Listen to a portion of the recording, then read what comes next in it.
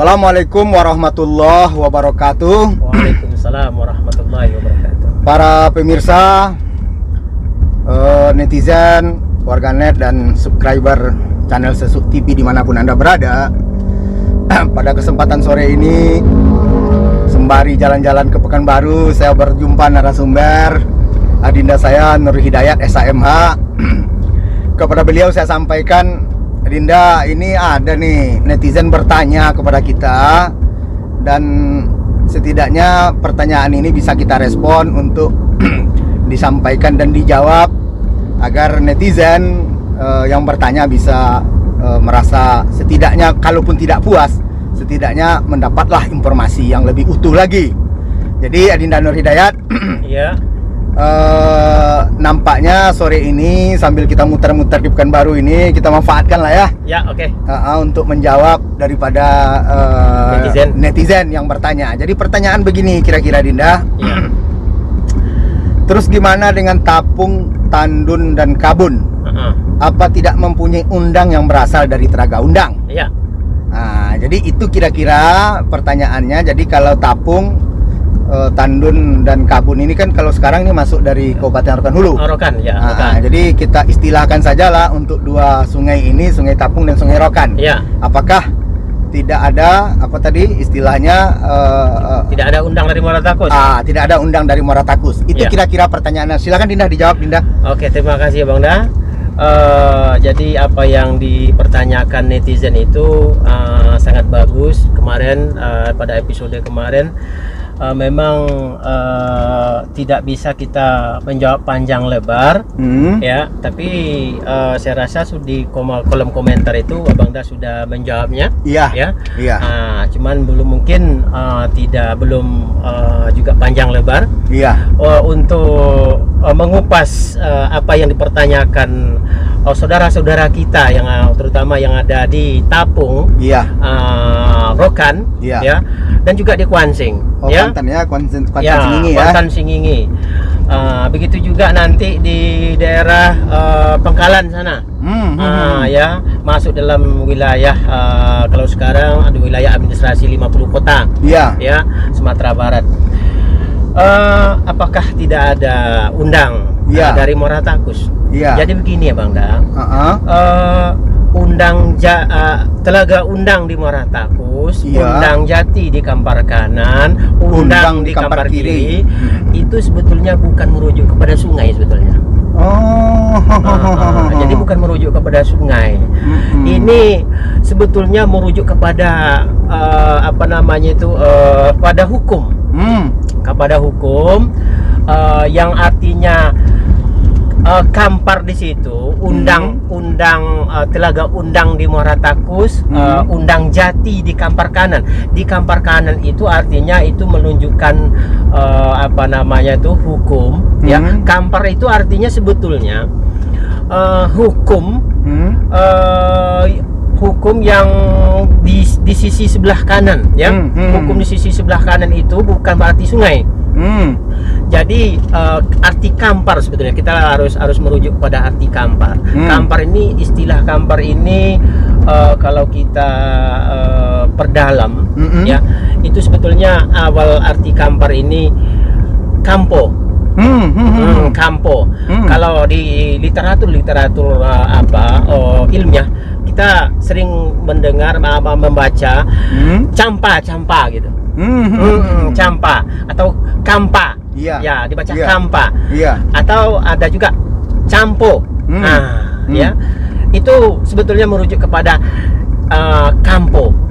Kampo itu sebetulnya sebuah simbol, simbol yang melambangkan seperti ini Bang Da. Ya, seperti ini. Huruf Y. Ya, huruf Y. Ya, jadi huruf Y itu yang disebut kampo. Tapi kan setidaknya simbol itu juga bisa diistilahkan juga dengan pertemuan dua sungai itu. Seolah-olah begitu juga simbol. Ya, termasuk itu Bang Da. Jadi begini. Jadi kampo itu kalau saya langsung bertanya kepada Nini Datuk Raju di Balai dulu, apa itu sebetulnya arti Kampar itu, Datuk bilang saya, ya. Tanya saya sama Datuk itu, ya Datuk itu bertanya, Kampo itu harus mengikat dengan dua istilah, Minanga, Manonga, Kampo. Manonga Kampo itu artinya Manonga itu menunjukkan tengah, menunjukkan tempat, tempat wilayah di tengah. Sebentar Dinda, kita Dinda? Karena kita ini kita pasang sabuk dulu. Sabuk Dinda. Oke. Ya. Oke, lanjutkan. Sampai di mana tadi? Manonga. Ya. Ya, istilah Manonga. Manonga atau yang di referensi kalau ada di referensi sejarah itu ada Minangkampa. Ya. Itu sebetulnya kalau menurut yang memiliki Soko, ini Datuk Rajo di Balik menyebutnya karena dia yang paling berhak, ya, referensi yang paling berhak untuk mengartikan ini, ya, menyebutnya Minonga Kampo. Minonga Kampo. Minonga Kampo itu artinya posisi di tengah-tengah pulau. Itu artinya posisi di tengah-tengah pulau. Kalau kita merujuk kepada Sabang sampai ke Bakahuni, ya, Bakahuni, Sumatera ini, maka Kampo itu, ya, posisinya itu ada paling tengah sekali di dalam pulau itu. Yang kedua, tengah juga. Kampo yang dimaksud itu tengah, Minanga yang dimaksud itu, Manonga yang dimaksud itu, kalau kita lihat dari laut pesisir pantai barat Sumatera dan pantai timur Sumatera, maka yang disebut Manonga itu, yang Manonga Kampo itu di paling tengah juga. Iya. Begitu ya. Itu kalau kita lihat nanti itu ada garis silang, ya. Nah, garis silang, titik tengahnya itu. Dan kedua, yang lainnya, yang disebut Manonga Kampo itu di tengah-tengah garis khatulistiwa. Manonga itu, artinya Manonganya di garis khatulistiwa. Itu yang dikatakan Manonga itu, ya. Sedangkan Kampo itu artinya menyatu, ya. Nah, Manonga menyatu pada dua sisi, kiri dan kanan menyatu pada suatu tempat, menyatu. Itu menyatu itu untuk menghasilkan sesuatu. Itu artinya proses sebetulnya. Kiri dan kanan menyatu pada satu tempat, untuk artinya proses sebetulnya. Menyatu ini yang disebut dengan satu kata. Satu kata. Satu kata inilah yang disebut Andiko.